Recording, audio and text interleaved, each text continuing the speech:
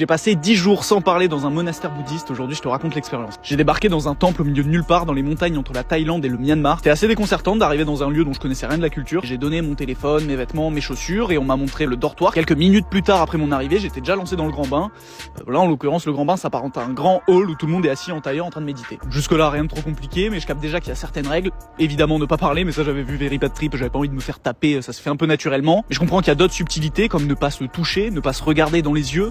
Pour les hommes, ne pas regarder les femmes tout court. D'ailleurs, dans le hall, je vois qu'ils sont tous assis devant les femmes. Et en vrai, une fois que t'as ça, t'as l'essentiel pour être autonome. Le reste, ça se passe là-dedans. Faut avoir en tête que pendant les 10 jours, de 5h30 le réveil jusqu'à 20h, c'est de la méditation. Donc vraiment, t'as le temps de te retrouver dans tes pensées et c'est un petit peu le piège. J'ai mis plusieurs jours à capter que si je voulais avancer dans mon introspection / méditation, il allait falloir que j'arrête de penser à tout un tas de choses, juste faire le vide, penser à rien sans même penser au fait que tu ne penses à rien. C'est un équilibre qui est assez chaud à trouver. Heureusement, il nous donne un petit manuel avec les différentes étapes pour arriver jusqu'au nirvana. Ça fait pas tout, mais au moins il y a des petits conseils qui vous aident à vous concentrer plus sur votre respiration. Et malgré une adaptation compliquée pour l'hyperactif que je suis, je dois avouer qu'avec du recul, ça reste une des meilleures expériences que j'ai été amené à vivre. Évidemment, c'est reposant et apaisant, mais plus que ça a complètement changé ma façon d'appréhender certaines situations auxquelles je suis confronté aujourd'hui, avec plus de recul, plus de sérénité. Bon, ça reste un travail du quotidien, mais depuis 4 ans, je sens un vrai avant-après dans ma vie de jeune adulte. Pour toutes ces raisons, je peux que vous le conseiller. En attendant, je vous laisse vous abonner pour pas manquer les prochaines vidéos.